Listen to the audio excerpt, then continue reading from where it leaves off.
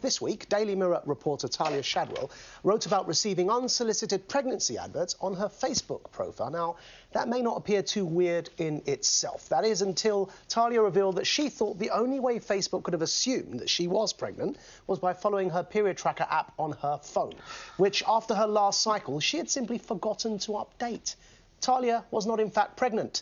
Her data had erroneously communicated to connected apps that she was without her permission. In a twist befitting the Chinese social credit system, insurers are also already linking customers' premiums to their diet and health tracking apps, rewarding those who lead a healthy lifestyle and penalising those who don't. Surveillance capitalism and Chinese surveillance communism pretty much amount to the same ends. Both tear up individual privacy and seek to commodify the person. Now, this great digital revolution that we're in raises some urgent questions about the kind of future we wish to inhabit. We must resolve these questions before Big Matron decides to monitor more than just your periods.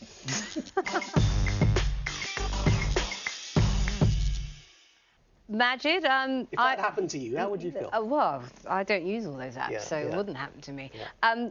The thing is, what we have to decide, you know, I completely agree with everything you said, but there is no such thing as a free lunch and there's no such thing as free social media. Yeah. And as consumers, we have to decide if we want to use these platforms for free and we don't want to pay, we have to accept that, sadly, when we sign those terms and conditions, we are paying with our data. So I think the bigger conversation has to be around what we as consumers are now expecting and actually what we're going to, the kind of relationship we're going to have with these platforms going forward. And that's the conversation we need to have, as Cambridge Analytica and all of that has shown. Desperately need, and I think information and the knowledge of what's going on will help us in that conversation. I mean, how many people know that, say, in China, where they do grade their citizens, it's currently voluntary. It is in 2020 going to become compulsory. Really? And they credit them in a way that then, if you're buying a plane ticket, if you're seeking marriage, if you want to go to university, your score will affect whether you can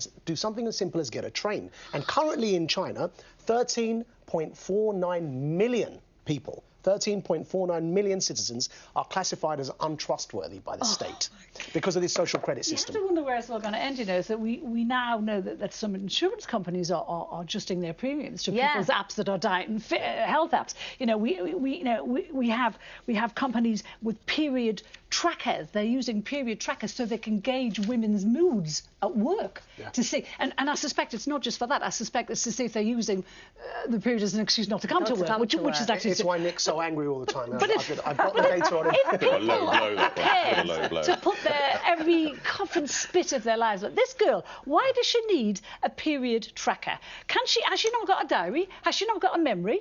Can she not put it on a calendar? What's wrong with it? Why do you need an app? Where did that come from? I feel very self-conscious about my outfit choice, though, by the way. I'm wearing a QR code. Yes, you are. Is that a real one? Is it a real I've never tried to scan myself, Maajid, but I'd be curious what would happen if I did.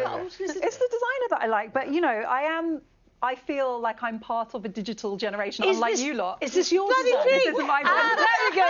Drew's like, I don't use apps. Carol's like, why do people want period trackers? I do everything on my iPhone. Technology is useful. That's why we use it. And you know, the famous analysis of George Orwell in Big Brother is that he got everything right, except he assumed that the state would take our data. Yes. He never imagined we would give it away freely. Yeah. And I have to say, I feel like I make this mistake. I'm wearing an Apple Watch. It tells me every day whether I've got enough exercise, burned enough calories, and you know, you start actually adjusting your movements to make sure you close your activity range. And the reason that I have that is it's useful, but the cost is that now Apple knows what my heart rate gets to at different have to decide whether you want them to have that information. My point is, I think, just to finish before you come in, Nick, I agree with you, Maajid. I think that there is a really unrealistic burden on consumers. We need this technology to do various things. We need email accounts, we need to Google things, we need social media, and when we tick all those consent boxes, the idea that we would read the full content, and I'm a lawyer for goodness sake, the idea that I would read every single thing I end up having to consent to every day,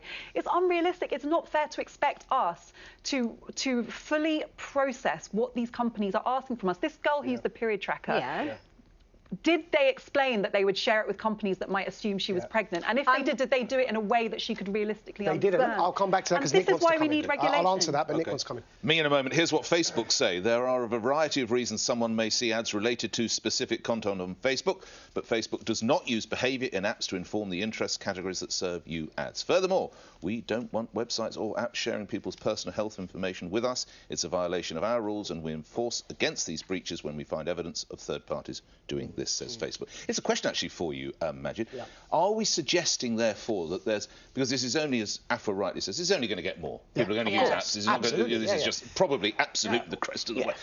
We need some kind of policing or regulation? Well, we do. Regulation. No question. I mean, look, this is... And how would it be enforced? Right, well, so perhaps, for example, one of the things to consider is, does Facebook really need to own Instagram as well as Facebook, as well as, say, WhatsApp?